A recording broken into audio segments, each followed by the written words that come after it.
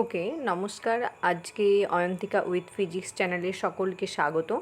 আজকে আমরা শেয়ার করছি আরেকটি নতুন প্র্যাকটিকাম নিয়ে, যেটা সেমিস্টার 1-এর অন্তর্গত ইপিসি 1-এর আন্ডারে রয়েছে। কি প্র্যাকটিকাম নিয়ে সেটা আমরা একটুখানি দেখে নেব। তার আগে সকলকে জানাই আর কি আমার এই চ্যানেলটিকে সাবস্ক্রাইব করে নিন এবং পাশে থাকা বেল আইকনটিকে প্রেস করে রাখুন, যাতে নতুন নতুন ভিডিও পেতে সহজেই আর কি সুবিধা হয়। এই চ্যানেলটিকে শেয়ার করে দিন, প্রচুর পরিমাণে ভিডিওগুলোকে শেয়ার করুন, লাইক করুন, কমেন্ট করুন, যাতে আরও উৎসাহ নিয়ে আমি ভিডিও তৈরি করতে পারি। শুরু করা যাক আজকে ইপিসি 1 নিয়ে। ইপিসি 1-এর আন্ডারে ইপিসি কোর্সটার নাম হচ্ছে reading and representing on text.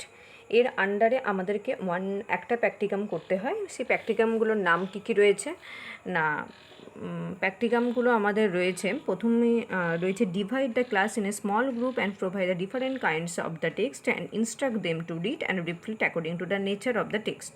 First practicum. Second practicum কী রয়েছে না, divide the group and provide one text and suggest students to make the different interpretation. কিছু একটা টেক্সট দেওয়া হলো, সেটার আন্ডারে কিছু ইন্টারপ্রিটেশন ব্যাখ্যা করতে হবে।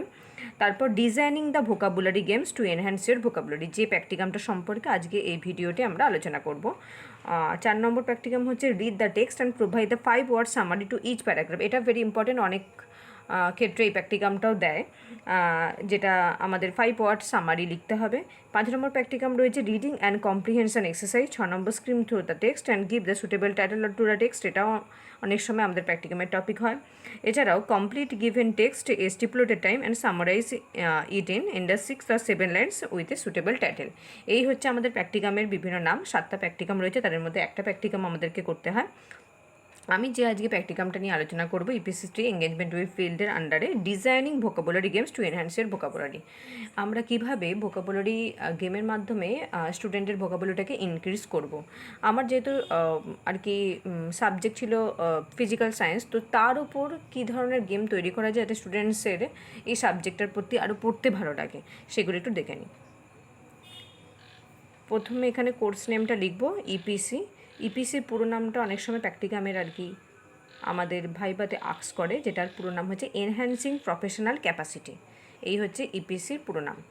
ইপিসির পুরো নামের ইপিসির আন্ডারে যে এঙ্গেজমেন্ট উইথ ফিল্ড আছে, তার টপিক হচ্ছে designing vocabulary games to enhance year vocabulary. এইভাবে লিখব। কন্টেন্ট পেজ দেব। কন্টেন্ট পেজে থাকবে ভূমিকা, টোটাল আর কি ইন্ট্রোডাকশান থাকবে, উদ্দেশ্য থাকবে, এই ভোকাবুলারি বৃদ্ধির জন্য কী ধরনের আমি খেলা নিয়েছি, সেই 5 ধরনের আর কি নমুনা এখানে দেখানো হয়েছে। শব্দছক, শব্দ গঠন, শব্দ অন্বেষণ, স্তম্ভ মেলানো, মেমোরি গেম। এই ভোকাবুলারি ইনক্রিজ করার জন্য আমি 5টা গেম নিয়েছি। তারপর এডুকেশন ইমপ্লিকেশান, তারপর হচ্ছে কনক্লুশন এবং হচ্ছে বিবলিওগ্রাফি দিয়ে শেষ হবে। এই গেল ভূমিকা। ভূমিকা ওভারঅল একটা এই প্র্যাকটিকামটার উপরে ভূমিকা লিখব। প্রকল্পটির উদ্দেশ্য, কী কারণে আমি এই প্রকল্পটা তৈরি করছি। ভোকাবুলারি বৃদ্ধির জন্য যে শব্দ, প্রথমে শব্দছক নিয়েছি ক্লাস 8-এর, তার পদ্ধতিটা আমি ঠিক করে দিয়েছি। এটা হচ্ছে ইনস্ট্রাকশন। এবার হচ্ছে খেলাটা দেখানো হয়েছে, পাশাপাশি উপর নিচ কীভাবে সমাধান করা হয়েছে শব্দছকটা। আমার ফিজিক্যাল সায়েন্সের টপিকের ওপর থেকে এরকম একটা শব্দছক তৈরি করা হয়েছে। তারপর সেকেন্ড হচ্ছে শব্দ গঠন, এটা 7ম শ্রেণীর জন্য নিয়েছি, পদ্ধতি এখানে বলা আছে। তারপর আমরা এখানে কোনো নেগেটিভ মার্কিং নেই, আমরা বলে দিয়েছি, ঠিক আছে।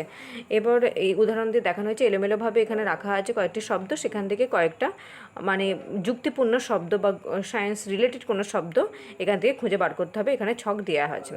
এই আকাশি কালার থেকে আমি এই ঘর্ষণ, গতি, ভর, ত্বরণ, ঘনত্ব পেয়েছি। ইয়েলো কালারটার থেকে আমি জাড্য, বেগ, মাত্রা, ঘনত্ব, জুল পেয়েছি। এবং পিঙ্ক কালারটা থেকে স্মৃতি, আর্ক, স্মরণ, বল, ক্ষমতা, এই শব্দগুলো আমরা পেয়েছি। তারপর 3 নম্বর আসছে শব্দ অন্বেষণ। এখানে হচ্ছে 8ম শ্রেণীর জন্য নেওয়া হয়েছে, তারও এখানে পদ্ধতি বলে দেওয়া আছে। এখানে বলে দিয়েছি কটা কী শব্দ বলতে হবে, কত সেকেন্ড, কত পয়েন্ট দেওয়া হবে, এখান থেকে দেখানো হয়েছে।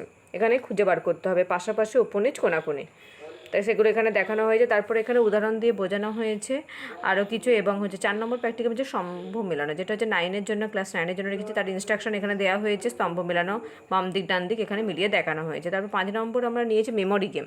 মেমোরি গেমটা আমরা 10ম শ্রেণীর জন্য নিয়েছি, যেটা হচ্ছে কেমিস্ট্রি সাবজেক্টে পর্যায় সারণীকে আমরা কীভাবে মনে রাখবো।